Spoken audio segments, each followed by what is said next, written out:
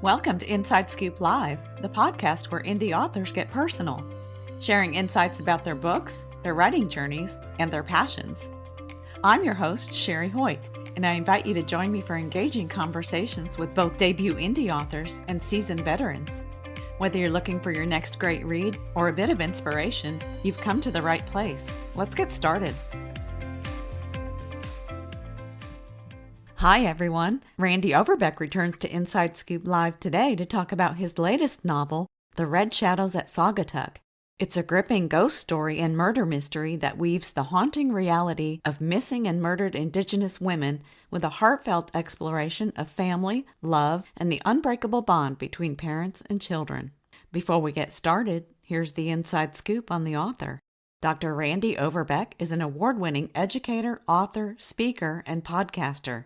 As an educator, he served children for more than 3 decades and has mined that experience to create captivating fiction, authoring 2 different series, the best-selling series The Haunted Shores Mysteries and the award-winning series Lessons in Peril. His novels have won critical acclaim and garnered multiple national awards.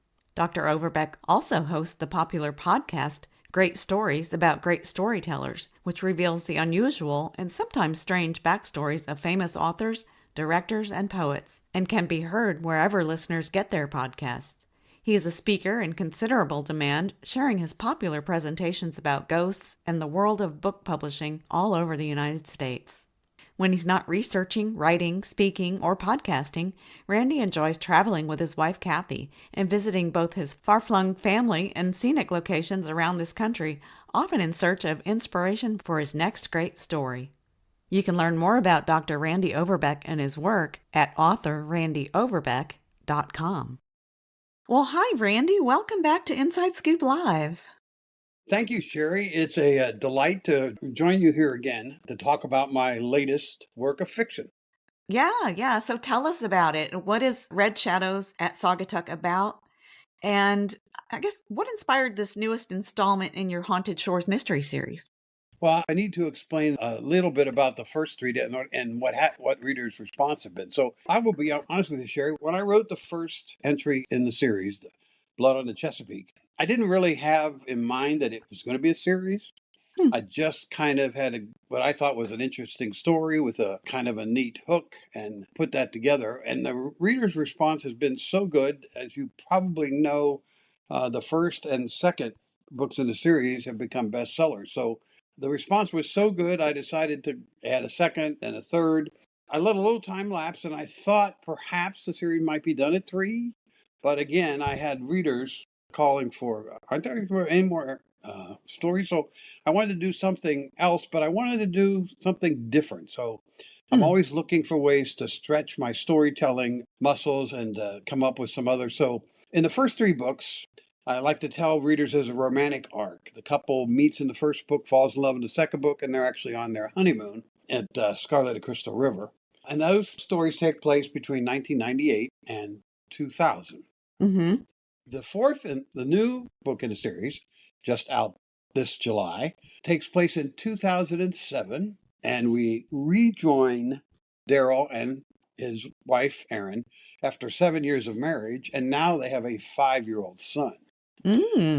I really enjoyed writing this particular tale because it gave me a chance to talk a lot about family and parental concern and parental anxiety and love and respect. And plus, it helped include the plot because the way I wrote it, their young 5-year-old son, Leo, it turns out has the same ability that his father does. He sees ghosts. Okay. A little twist. Yeah.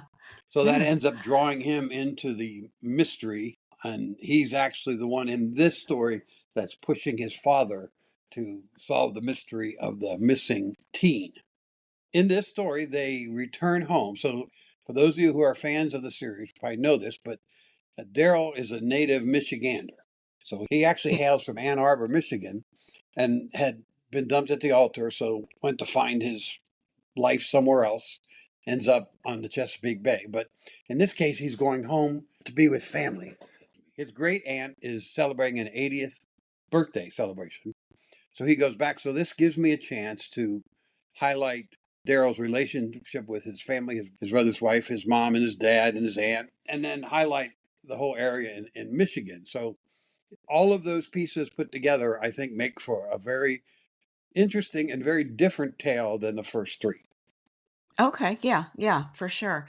And so is Saugatuck close to Ann where Arbor, yes and no. It is close. It's certainly easily drivable. 2 hours, maybe hour and a half, hour and 40, Okay. 45 minutes, something like that. So for those of you that are familiar with Michigan, Michigan has two parts, the lower peninsula and the upper peninsula, what they call the mitten on the bottom part.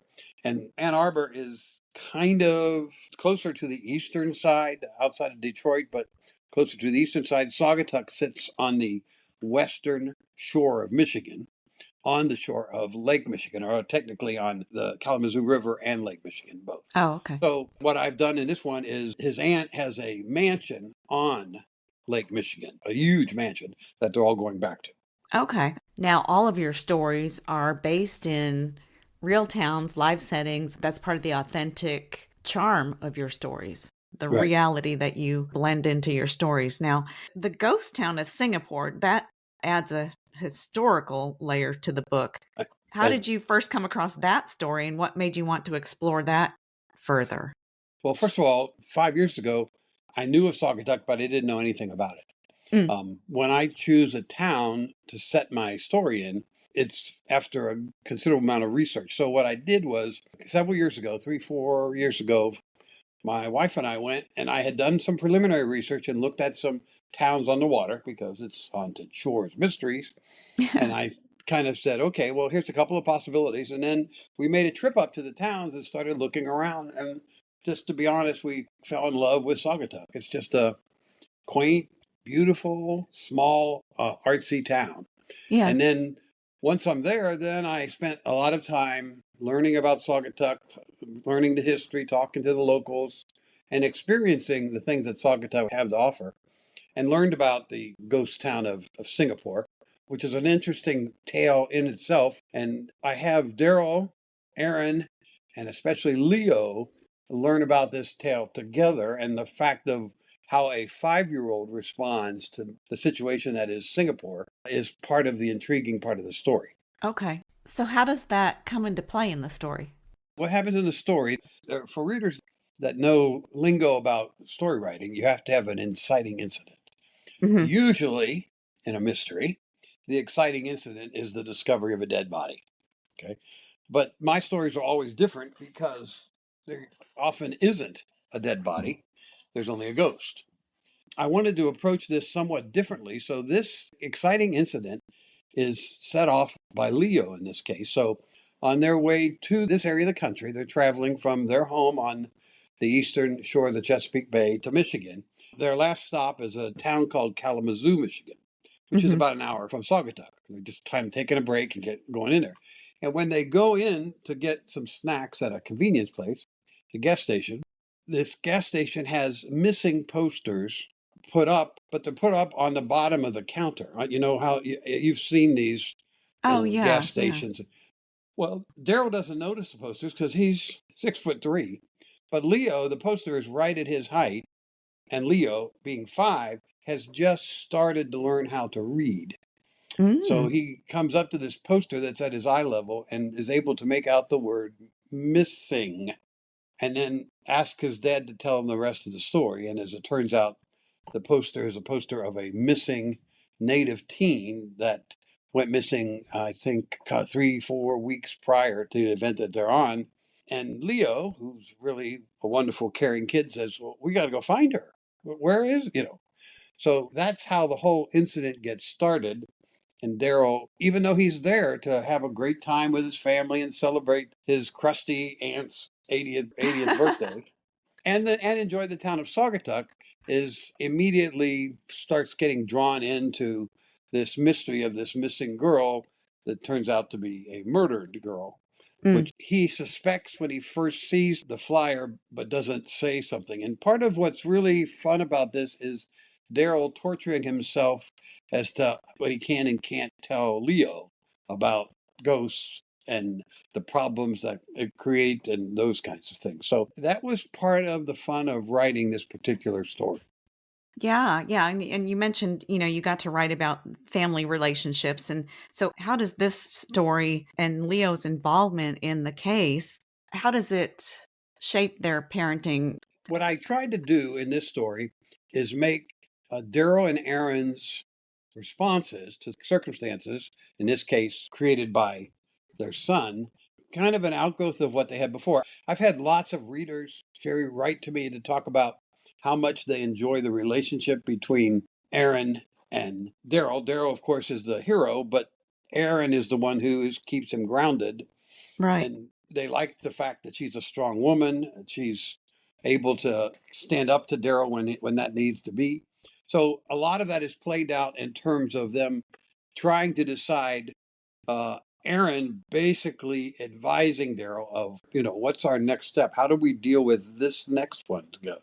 The other parallel piece of the family dynamics is that in this story, Darrell goes to talk to the mother of the missing girl. Mm. So we see the family dynamics on that side as well. So I'm kind of playing with those pieces. And, what typically happens with a 5-year-old, they lose them in a crowd at one point and go crazy. Yeah. And as readers might not be surprised to find out, Leo, along with his mother and father, get put in danger as part of the story embarks. And that drives his father absolutely nuts. So all of those things I played with, which I think will make the story both more believable and more enjoyable for the reader. Yeah, yeah, especially with, Daryl's family being involved this time, normal in danger, that kind of puts a different perspective on things and just drives him probably in a different way. Yeah, Darrell is fine most of the time putting himself out there, but when he has to make the decision about whether or not his son is going to be put in the crosshairs, his decision making process is completely different. Right, right, of And that's course. kind Yeah. of how I've portrayed it in here. And Leo's both very precocious, but also he has the naivete of a 5-year-old and often says things and asks things that Darrell would rather probably he shouldn't say, in Right. these circumstances. So, Out of the um, mouths of babes, right? yeah.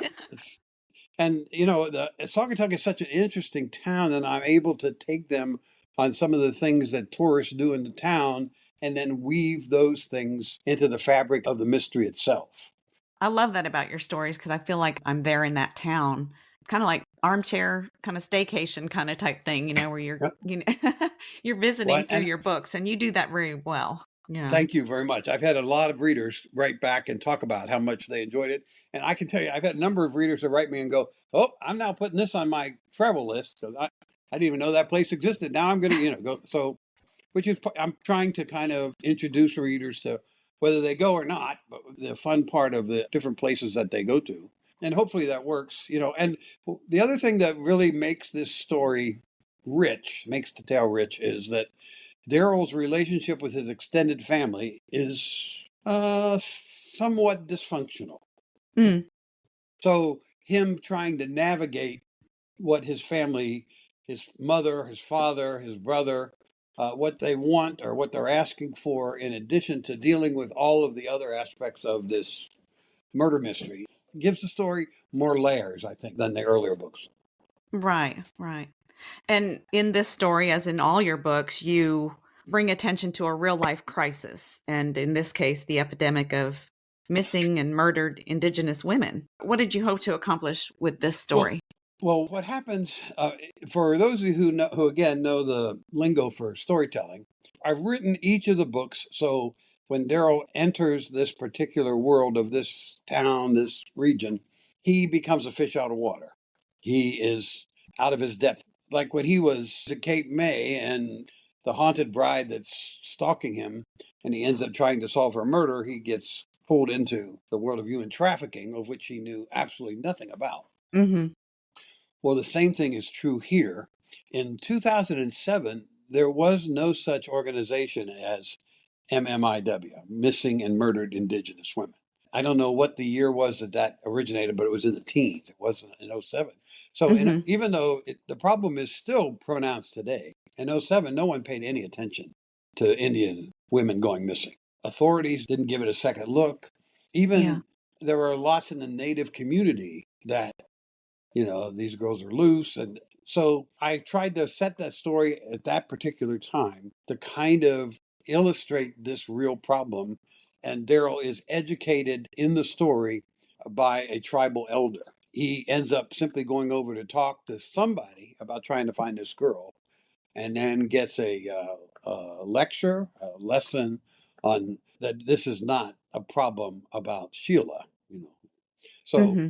and as you said at the outset, that part of the story, that aspect of my tale, is as important to the story as the murder or as the location. I chose Saugatuck in part. I chose it because I love the town, but I chose it in part because it made the connection to a native tribe plausible. So Right. there's a Potawatomi tribe that's about a half an hour away. It's called the Gun Lake tribe. It's a translation in English. And the Gun Lake tribe has a casino. Now, the casino didn't open up until 11, so it's not part of my story. But it made it feasible that children, teens from that area would migrate to a resort area because the money's better, because they can make better money. And Right. that's kind of how I propel the story between those two areas, the rather poor area of Shelbyville, where the natives live, and this significantly affluent area of Saugatuck. Okay. Now, what did your research look like? Did you talk to people from Native Yeah. communities or? Part of my research that I did a couple years ago is I had a sit down with a couple of tribal elders, current tribal elders of the tribe. Mm, Um, Two guys were really wonderful, Bud Day and Franklin Barker. And they both were very generous with their time. They're extremely helpful in telling me both what should be included, what parts in there, as well as kind of the problems other writers have made in describing, quote unquote, their situation. Because I'm very much aware of the fact that I'm an old white guy. What right. do I know about the problems of Native females or natives, period, in that part of the country? And the answer is when I started, I knew practically nothing. Yeah. Now, I did do a great deal of online research and I read several books by Native authors. But what was most valuable was these two gentlemen gave of their time. I made copious notes when I was there. And when I finished the book, I sent them the manuscript and directed them to the pages that had that part of the story in there so that they could, in fact, check it for accuracy and make sure that my language was right. It was a very interesting, I learned things that I really didn't know. So Yeah. President Trump has resurrected this controversy about the Washington Redskins. You've heard about that? Yes. Yes. I learned from them, from Frank and Bud, that to a native, the word redskin is the same as the N word is for African Americans. Ah. So it has that same connotation and the same Oh, wow. derogatory. So it's a tough area to navigate to make sure that the language is authentic without being offensive. Yeah. And I And they love were that the very tribal helpful. elders helped you with that. Yeah. They were Yeah. very helpful. They were great. And when the readers read the book, they'll see that and the acknowledgments, I've thanked both of them. I don't think I could have told the story with any level of authenticity without their help. I learned things from them I didn't learn from when reading the books, I didn't learn online. They were able to tell things about what kids would or wouldn't do, about what language, what kind of problems that the teens had encountered, those kind of things. Where did they normally work? Because Yeah. one of Yeah. the things I asked them was, would teens from your area travel half an hour to go over and get jobs in the summer in this area? And they said, well, it would be unusual. Most of them work in the fields, but if they were desperate and they wanted to make a good deal more money, then yeah, they would probably. Okay. That's Yeah. that's just one of the examples of one of the many things that they explained about their culture and its interaction with the white culture. Yeah. Yeah. Well, I love that authenticity it brings. That was a very crucial element to the story. So, It is. yeah. Yeah. And I'm hoping, and at the end of my book, I've got a whole explanation about MMIW with references and resources that I'm hoping that some people will pick up and take a look at. So one of the things readers will learn that in the last decade, last 2 decades, last 5 decades, Native women have disappeared one way or the other at a rate 10 times that of their white counterparts. 10 times, Mm. which is just shuddering. It's just horrible Yeah. thinking about that, you know.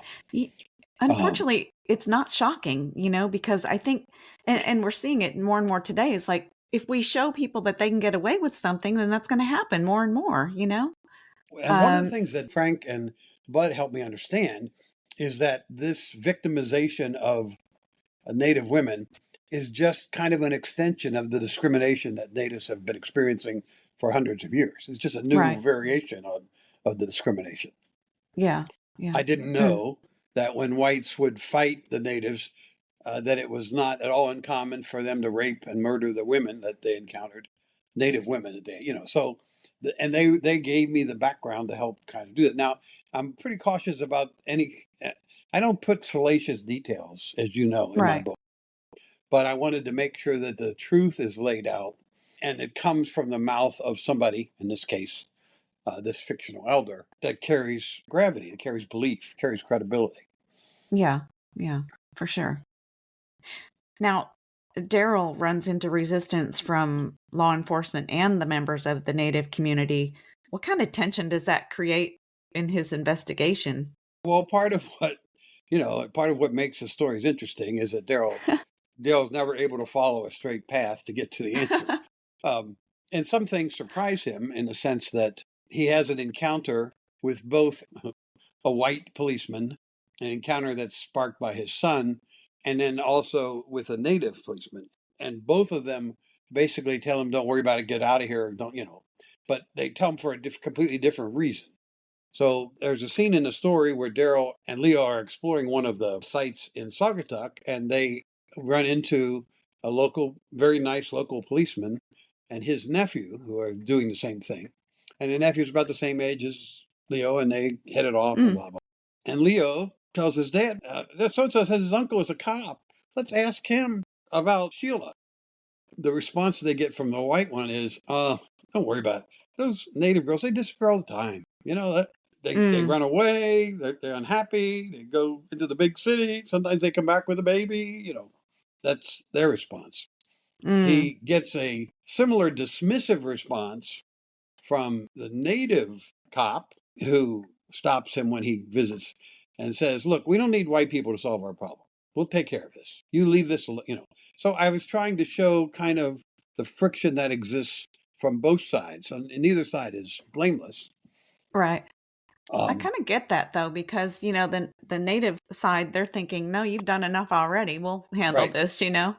That's right. Um, Keep your nose out of our business. yeah. Yeah, It you've kind been of so helpful already. Thanks so much. right, exactly. You kind of hinted, and that's kind of like, I don't know if it's bearing the truth or if that was intentional, but I mean, there's kind of like this institutional silence, in the schools and law enforcement and media. And it seems like that's more prevalent in small towns. I don't know if that's true though, but Well, I think it's in smaller towns in more rural areas. They used to be, certainly in 2007, they were far more isolated, than they are today because of the internet. hmm But in 2007, even though the internet did certainly exist, was used a lot, there was no social media like we know it today. So there wasn't any way that kind of information traveled the way it did. Of course, we just created a different problem than they had then. But yeah, and I think the way I portray it, which is what I found when I did the research, is that in small towns the problems are less obvious because there aren't as many, and it becomes easier to find an alternative explanation. In Blood on the Chesapeake, the town people came up with an alternative explanation to explain why a guy was lynched. Well, in this case, the town people, and they don't want anything to besmirch their name, because they make all their money from tourists. right. So we couldn't have anybody saying negative things. And I'm very careful about that. I try and make sure that I don't create a murder that somehow reflects negatively on the town. So without giving things away, the murder occurs someplace else. But the principals are all have ties to Saugatuck. So that's why the Saugatuck. The gal at the Visitors Bureau, her name is Lisa Mize, was incredibly helpful. She also read the book and helped me make some corrections on some minor geography things that I had wrong and stuff. So, Mm, and she was really good at helping me navigate, getting me to go see this person, go talk to this person, stuff. So again, as a visitor, I couldn't have done what I've written in here without all the local help. Right, right. When I was at Saugatuck this weekend and people were reading, picking up the book, reading parts of it, they went, "Oh, so you live here?" I said, "No." I said, "I'm just a visitor like you, but I like this town and I wanted to create a story that highlights the fun, the interesting aspects of the town." And it does. Nobody's going to walk away from reading this book and going, "Well, that's not a very nice town." They're going to find a town that's very welcoming, that's very interesting, that kind of has these fun things to do, as well as some good restaurants and stuff. So Now, you had your book launch this weekend at Saugatuck. I did. I was, Yeah, tell us a little and bit about that. I want to give a shout out to the people at Saugatuck. They were just absolutely wonderful. I did a book talk. I did 2 book signings, and I spent a day at their art fair. So they have an art fair a couple of times a summer, and I had a booth. So there were 60 of us, and most everybody else. I think there was one other author in the group, but most everybody else are actual artists and artisans. I bought a belt from the leather maker as Yeah, an example. And the guy next to my booth was this very talented impressionist modern art painter. It was really good. So that kind of gives you the kind of work that was there. And we were there along with everybody else. And it was a long day. I won't. And it was hot. And we don't have much chance to get any food. So we were hungry. But the people were just incredible. I sold a lot of books, which of course is what I want. But I also met a lot of really interesting people from all over the country that had come to Saugatuck. Were there for the art fair. I made a lot of new friends. I think I made a lot of new fans and readers, which of course is kind of the goal of the whole thing. So yeah, that's um, wonderful. Yeah. it gave the book a good start. I'm hoping so. And now we're doing a lot of promotions like this with you, trying to reach out to people on air, on the internet, and social media. Hopefully, more and more people will discover this book and then probably if they like this book and well, this is a question I got a lot, so I'll answer this before you even ask it. Yes, they can pick up any book in the series and read them in any order. There is a chronology to the story, as I mentioned at the beginning, about the love story that goes from book to book. Right. But readers will have no trouble picking up this as their first book and understanding, and will have no confusion about who's on first, what's on second. I've worked really hard so that they can enjoy any book in any particular order that they want. Yeah, each book is a self-contained mystery. Yes. Yeah, the thing that makes it a series is that the characters are the same from one to the other. And of course, each one is, as I say, a cold case murder mystery wrapped in a ghost story, served with a side of romance, set in a beautiful resort location. I love that. That's the best line ever.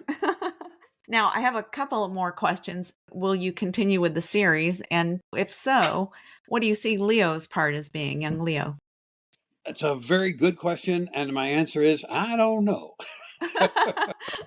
I didn't think I was going to write this 4th book, so I'm certainly not going to say no. I found this book, as I mentioned, I think it's my best work yet, but it was also one of the most fun books that I read. I'm a father and a grandfather, Hmm. and I mined a lot of my experiences with my children and grandchildren to be able to create a believable Leo, and more importantly, the relationship between a mom, dad, and son. And I definitely see a future where the family is going to expand. One of the things that I like a lot, this is a personal thing as a reader. I have a personal complaint, maybe is the right word, Mm. about authors that have a character that can't seem to have a normal life.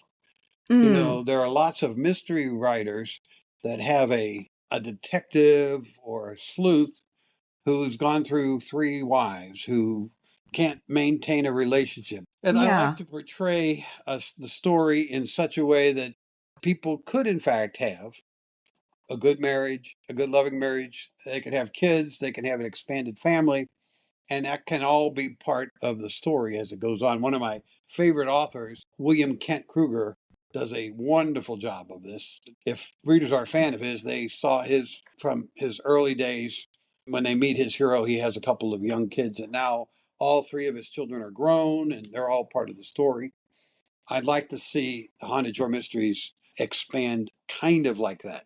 Yeah. However, now that I've said that, I'm currently working on the second entry in my other series, Lessons in Peril, and I have a different story with an agent that's shopping it with the major publishers. That's a historical that also may be a series as well. So it has a Oh, potential for wow. series.